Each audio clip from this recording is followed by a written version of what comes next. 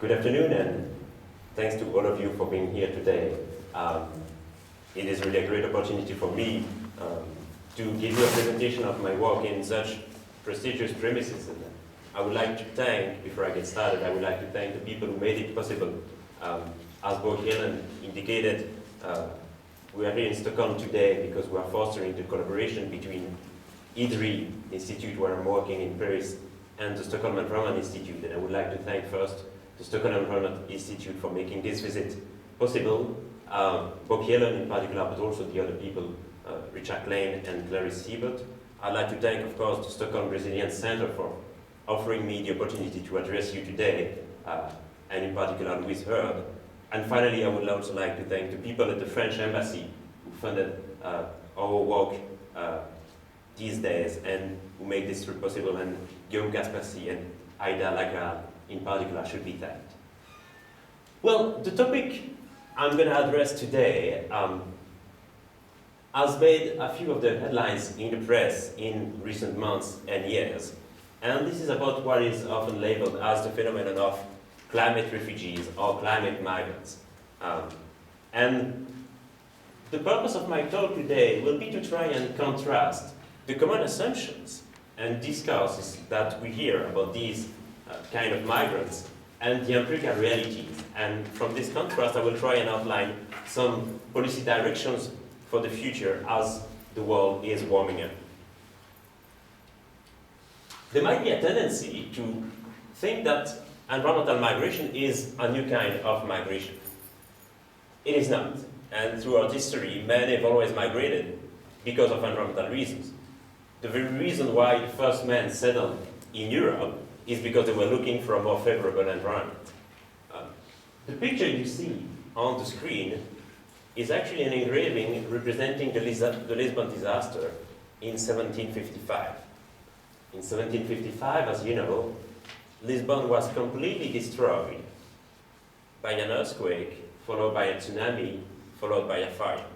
And I know that, sadly, the sequence of events is, of course, reminiscent of the recent disaster in Japan. In 1755, Lisbon was completely destroyed by this disaster, meaning that the whole population of Lisbon had to flee away from the city. And what you can see in the foreground of the engraving is actually a refugee camp. The reason I mention the Lisbon disaster, it's not because it has been, because it was the first disaster in history.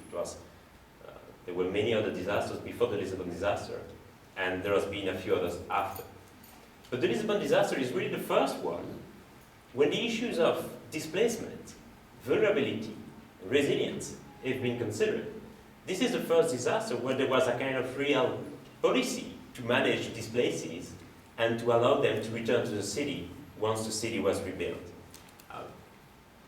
The issue of environmental vulnerability arose from the Lisbon disaster, and there's a fascinating exchange of correspondence between Voltaire and Rousseau, and this is the reason why Lisbon is often labeled as the first modern disaster, because for the very first time it was understood that vulnerability had played a key role in the disaster, and that the disaster was not an act of God. Men, of course, migrated not only because of natural disasters, but also because of slow onset events. The largest internal migration flow within the United States is related to the Dust Bowl in the 1930s. And this is a story that is told in the famous novel by John Steinbeck, The Grapes of Wrath, which tells the story of the Jowett family who has to migrate away to California because the Dust Bowl was a major drought affecting the soils, and basically the farmers could no longer make a living in the big states of the center of the US. So environmental migration has always existed throughout history. So the question is, why do we speak of it only now? And clearly, what has changed? And why is environmental migration and climate refugees suddenly making the headlines, even though they had existed for a very long time? What has changed, of course, is that climate change is now with us. And climate change brings with it a big issue of magnitude. What has changed is that these migration flows are now regularly forecasted to be counting in millions. And we've seen some estimates and forecasts that there could be something like 200 million migrants by 2050. Of course, these numbers are completely absurd, but yet they keep floating around in the press and in policy discourses. So basically, the reason why we speak so much of this migration is first and foremost because there could be millions of people displaced by the impacts of climate change in the near future.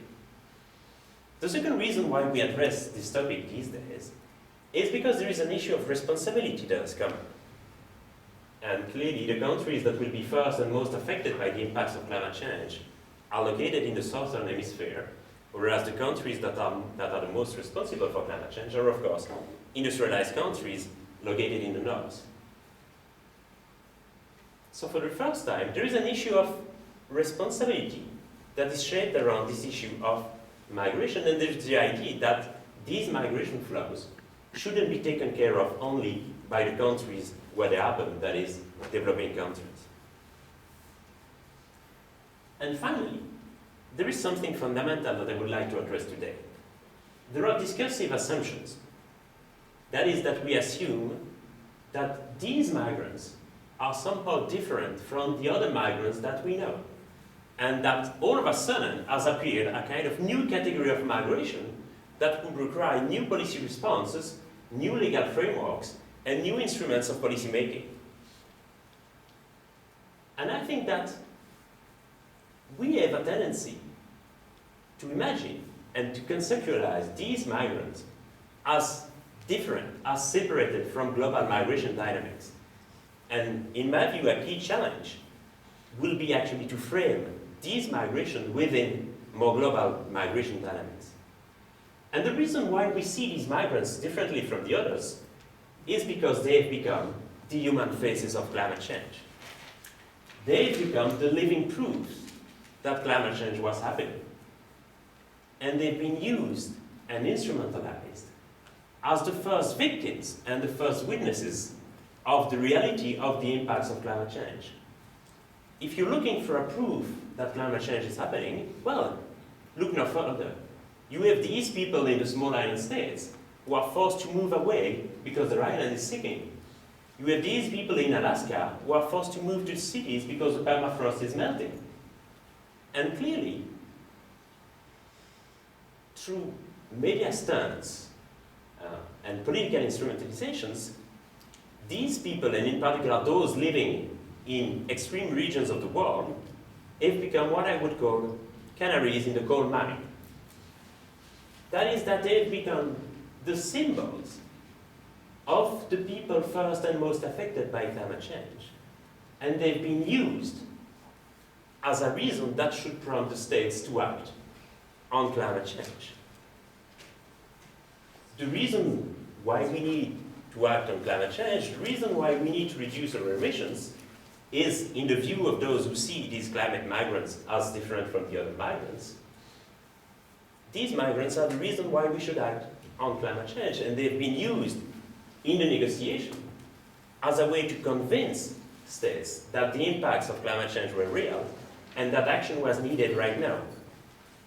So I think that it's important to realize that these migrations are not only an empirical reality, but are also a political construction. And this is this aspect that I want to address.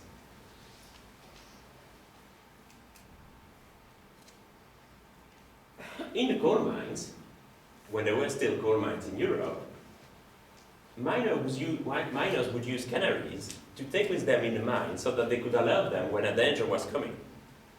And as soon as the canary would smell the odor of the dangerous gas, the canary would start singing and then eventually dying. And when the miners would see the canary singing, they knew they needed to get the hell out of the mine because the mine was about to explode. And in many ways, these migrants or these refugees today play the role of the canaries in the coal mine, in the global warming coal mine. They are there to alert us about the dangers of climate change. Look at what's happening to these people. If you don't act on climate change, if you don't reduce your greenhouse gas emissions, tomorrow you will have millions of refugees knocking on your door. Tomorrow you might be forced yourselves to leave your island or to leave your country. And I think it's important to realize that these people whom we are talking about should not be considered only as canaries, but also as the miners themselves. In a coal mine, the canaries were never rescued. Every time the canary would die. But we've instrumentalized these people. The picture you see on the screen, and I hope you can see clearly, the picture you see on the screen is not the crowd gathered in front of Buckingham Palace awaiting for a kiss between William and Kate Middleton, but it's actually a refugee camp, a huge one outside Buckingham Palace. It does not exist in reality. It is just a photo stunt used for an exhibition in London. This exhibition is called London Futures, and the goal of the exhibition is to show what London could look like with climate change. What London could look like in 50 or 60 years if we don't act on climate change. And the exhibitors, in order to convince the public to act on climate change, are showing the picture and telling them, look at what's going to happen if you don't act on climate change. Buckingham Palace will be surrounded by a huge refugee camp. Here's another picture. Look at what's going to happen. There's going to be a huge slum of Bangladeshi people in Trafalgar Square. Now take a moment to look at these pictures. They seem perfectly fine in the context of an exhibition on climate change. Yet, if these pictures were to be found in the propaganda of the extreme right, in a leaflet of the Sweden's Democrats Party, they would be an outrage. They would be an outcry. They would be described as completely unrealistic. And I think it's important to look at the context in which these pictures are used. Can we use these pictures to allege the opinions about climate change, whereas we would refuse to use them in any other kind of propaganda? And at the end of the day, when we use these refugees and these migrants in this way, I think that we are resorting to xenophobic feelings in order to convince people to act on climate change. That's not to say, of course, that we should not act on climate change, but we should do it for the good reasons, and certainly not because of xenophobic feelings. The way we talk about these people is also rooted in a deterministic perspective. This graph you see on the screen is actually from one of the top leading scientists on sea level rise. I will not disclose his name right now because we are being videotaped. But basically, what this scientist does is calculate the number of people who would be displaced in the event when the sea level would rise by 1 meter or 2 meters. And basically, he makes a simple calculation that, well, if the sea level rises by 2 meters, X million people will be displaced, as if it was an automatic relationship. This is called environmental determinism. This is environmental determinism that a few decades ago led to racist theories and xenophobic theories. This is because of environmental determinism that we would say years ago that black people were lazy because in Africa it's hotter and therefore it's more difficult to walk, and that explains why black people are lazy. And you would get that kind of discourse rooted in environmental determinism decades ago. This is basically exactly the same kind of process that tries to explain social movements, social events, social behaviors only by the influence of environmental changes. The way we speak about them is also deeply rooted in a security agenda. There has been an increasing stream of research linking up climate and security issues, climate and conflict. We now speak of climate conflicts, of climate wars. And when we try and find a missing link between climate change and security issues, very often we find migrants.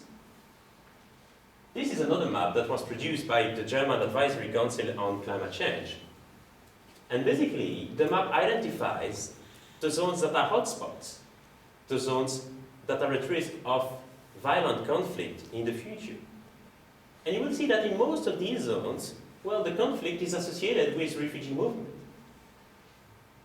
this is also environmental determinism. We assume that because people move, because people are mobile, they pose a security risk.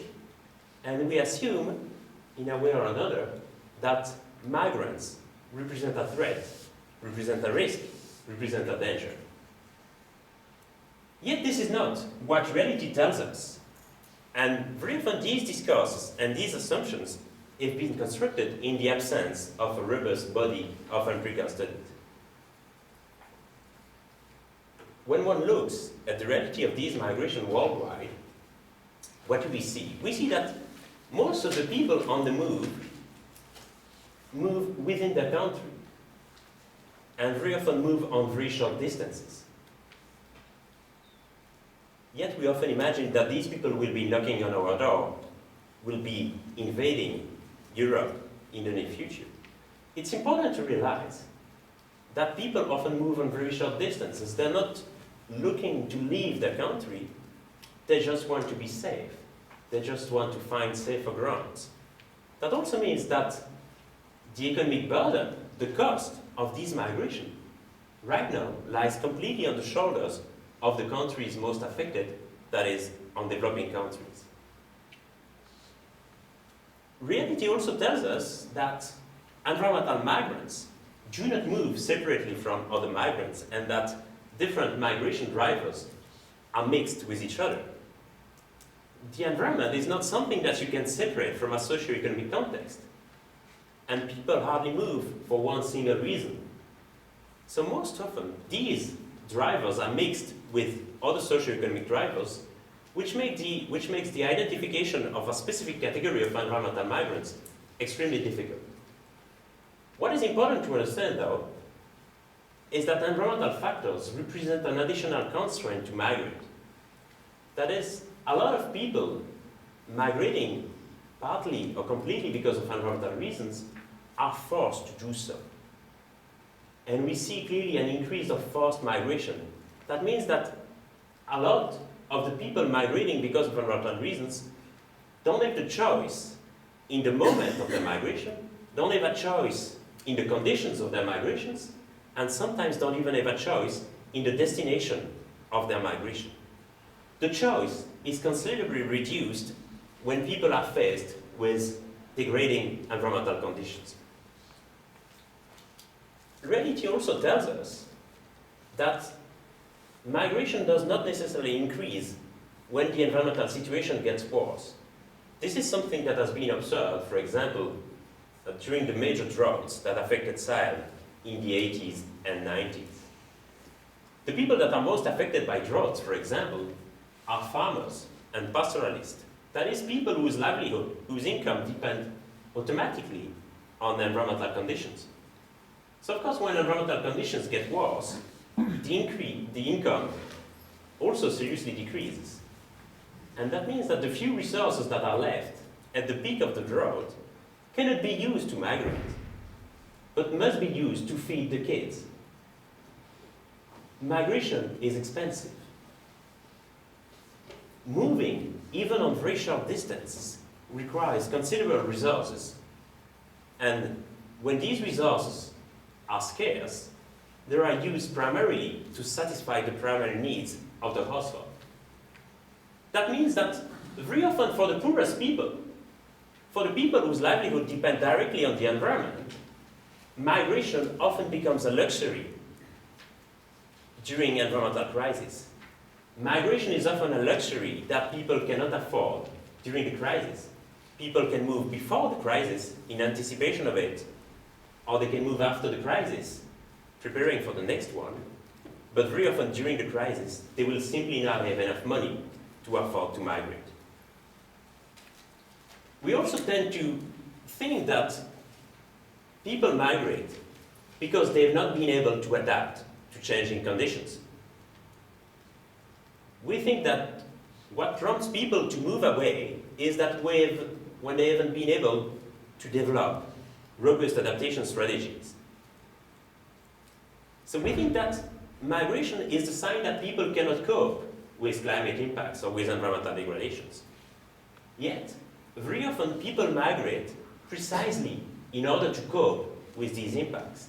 And migration is very often an adaptation strategy rather than a failure to adapt.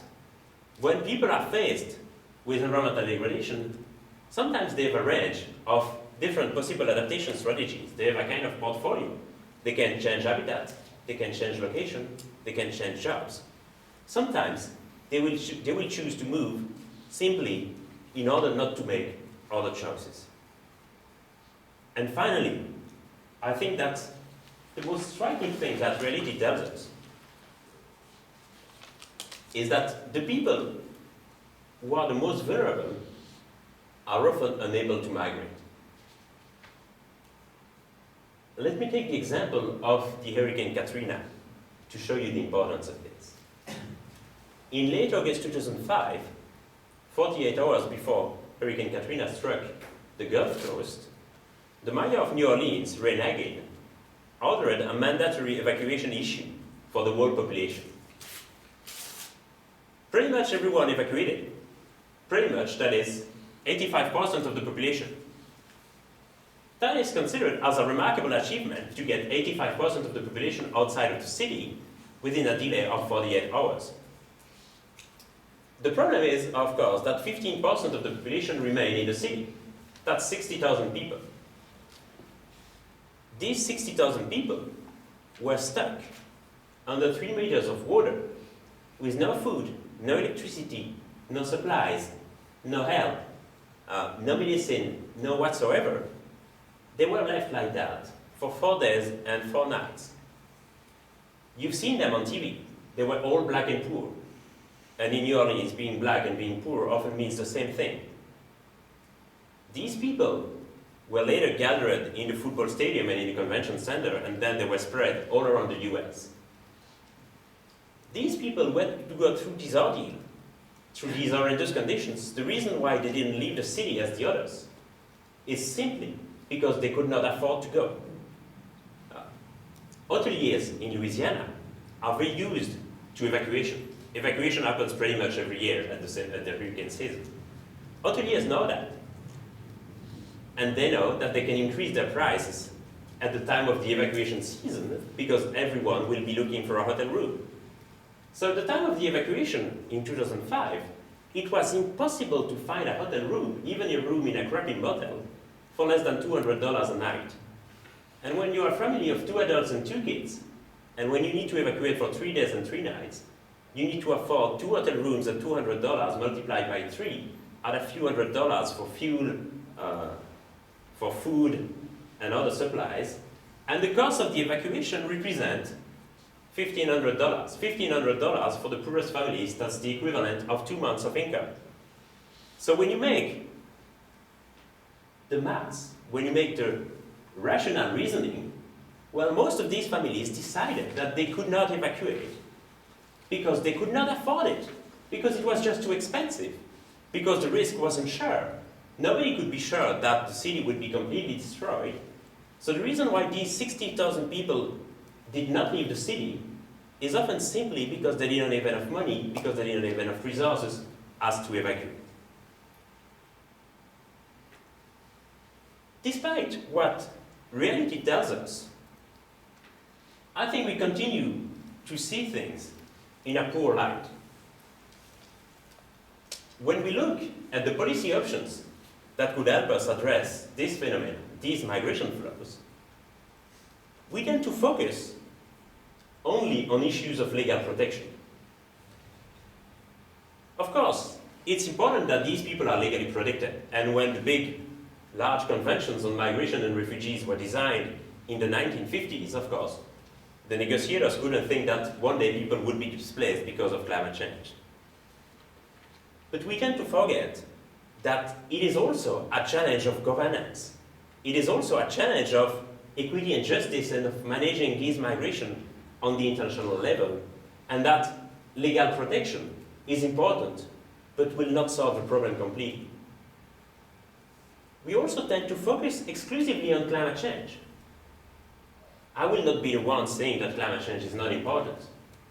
And clearly climate change is the reason why we see the problem in a different light. But yet, huge numbers of people today are displaced by disasters that have nothing to do with climate change. Millions of people were displaced because of the quake in Haiti. Millions of people have been displaced in Pakistan because of the huge floods. Thousands of people have been displaced in Japan. Some of these events might have to do with climate change. Yet in the current state of science, it's impossible to attribute a single disaster to climate change. And if we focus only on climate change, there is a serious risk that we will forget about the people displaced by other natural disasters and create a discrimination. We tend to also to consider that managing for this population is first and foremost a humanitarian challenge.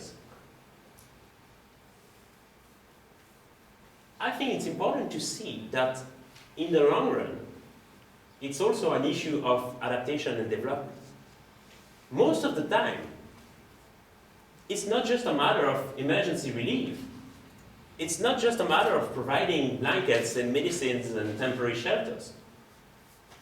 Most of the time, a lot of these people will not be able to return to their homes. In Fukushima, it will take at least 30 or 40 years before the people next to the power plant will be able to return home. They've not been told about that when they were evacuated. And clearly, providing them with emergency relief is not enough. In the long run, they will need to be provided with new houses, with new jobs, with schools. And I think that it's important not to forget that beyond humanitarian challenges, there are real issues of development and adaptation. And finally, when we consider the problems of migration and displacement associated with environmental changes, of course we focus on those who leave. But as I've just told you, very often the most vulnerable are not able to leave. And therefore, by focusing only on those who leave, we tend to forget about those who stay. And those who are staying are often forced to stay. They're not staying because they're willing to stay. They are staying because they have no other choice. And we think that the policy challenge will be to reduce and avoid this migration.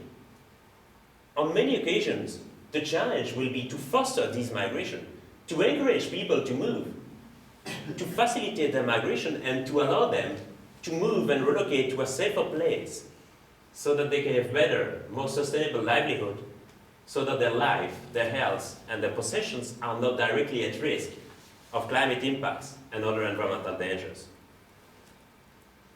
This brings us to my conclusion, which is about what I see as the two key policy challenges when we look at ways to address this phenomenon. And these policy challenges are, I believe, two fundamental human rights that cannot be separated from each other. The first one is the right to live. The right to live is one of the oldest human rights.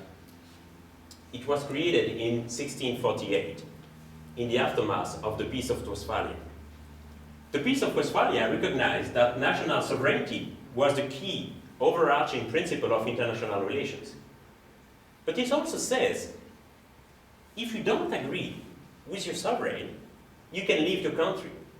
In the 17th century, not agreeing with the sovereign meant being of a different religion.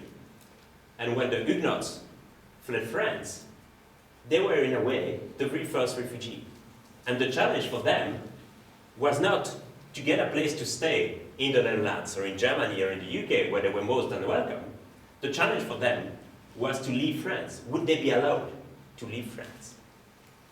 This right to leave needs to be conceptualized differently today. The right to leave is very often now the right to mobility, the fact that a lot of people, as I was saying, are forced to stay, and that we need to enable these people to move so that they can relocate to safer grounds. And this is a matter of migration policy. This is a matter of giving to these people the resources so that they can move. This is also a matter of lifting migration barriers. The second right is the right to choose. Right now, when we consider migration associated with climate change or with other environmental dangers, there are often people who are forced to move and people who are forced to stay. Meaning, no one makes a decision about the adaptation strategy. And a key policy challenge will be to provide people with the right to choose about how they want to adapt. Some people might prefer to move, some others might prefer to stay. That means that we need to foster adaptation strategies and adaptation funding, of course in the region of origin, so that these regions are still livable, so to say, so that it's still possible to inhabit these regions. But at the same time, it will be important to provide the regions of destination with adaptation funding and with resources. And these regions of destination will often be cities in the developing world. And the capacities of these cities might be overwhelmed if they have to face additional flux of people. So that a key challenge when we look at the way adaptation funding should be directed will also be not to focus only on the region of origin of these migrants, but also on the region of destination, and to consider that the movement itself, the migration itself, can be, per se, an adaptation strategy. So we are faced with issues related to migration policy and to adaptation policy. Very often, migration policies and adaptation policies are conceived separately from each other by different agencies, by different ministries, by different people. A key challenge in tomorrow's world, which will be a warming world, will be to consider that migration can be part of adaptation policies, and that adaptation should be part of migration policies as well. And connecting these two policy areas is, I believe, a key challenge for tomorrow policymakers. And this is the message that I wanted to convey to you today. Thank you.